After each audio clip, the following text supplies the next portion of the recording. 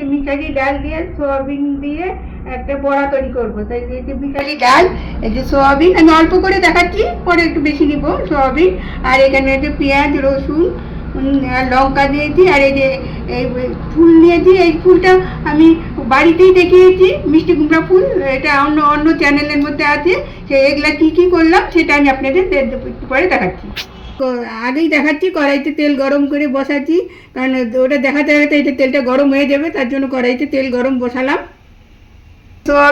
সোয়াবিনটা আমি ভিজাই নাই, কিন্তু সোয়াবিন এমনি আমি মিক্সিতে পেস্ট করে রেখেছি, তার জন্য দেখুন এই যে জল জলাও হয়নি, কিছু হয়নি।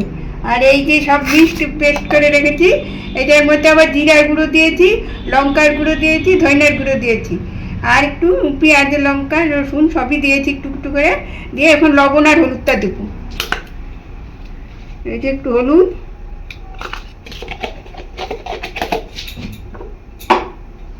আর এই যে একটু লবণ।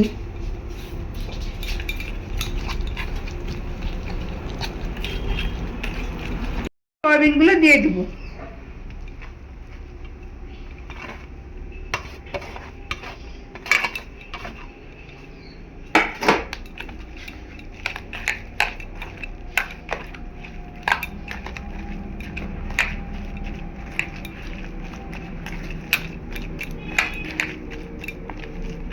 এবারে এটা আমার মাখা কমপ্লিট। এখন আমি তেলে যাব। কড়াই এখানে তেলটা গরম করতে বসিয়েছি। এই যে এইভাবে এখন কমাই নিব। কমাই এখন এই যে বড়াগুলো যে যার যেরকম সাইজের ইচ্ছে করে নেব।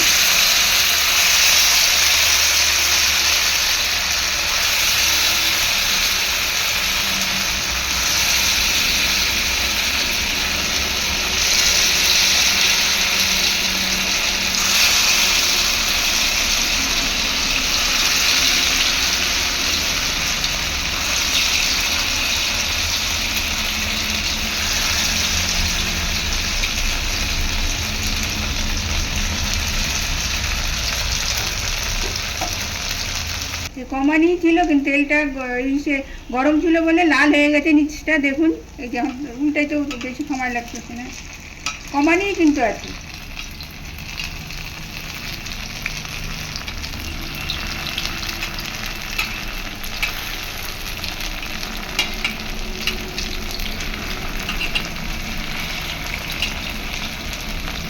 এখন একটু বাড়িয়ে দিলাম, যেহেতু কমানো ছিল অনেকটা হয়ে গেছে, ঠান্ডা হয়ে গেছে।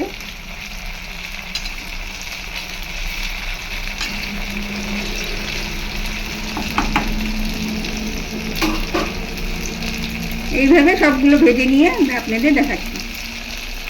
এক ভাজা কতবার দেখাবো, তার জন্য একবারে ভেজে নিয়ে পরে দেখাচ্ছি। আমি এটা কমায় কমায় করতে হবে, কারণ তাহলে ভেতরটা কাঁচা থেকে যাবে। যদি বাড়িয়ে করা যায় ওপরটা পুড়ে যাবে, তার জন্য এই কমিয়ে কমিয়ে যেমন হয়ে গেছে। এখন আমি নামাবো, থেকে থেকে নামাবো।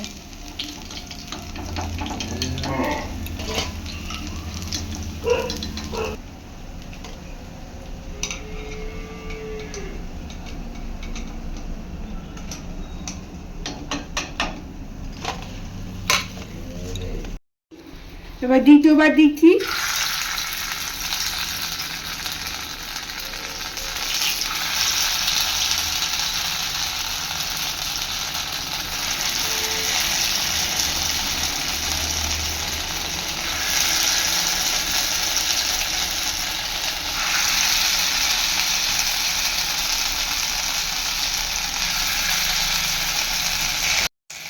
এইভাবেই সবগুলো নামাবো।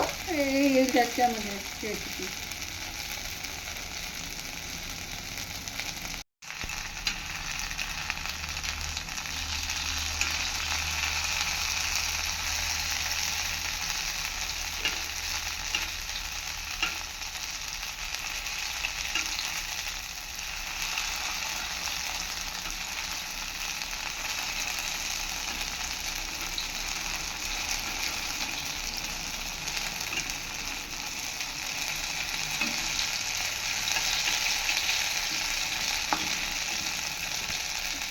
ফেললাম।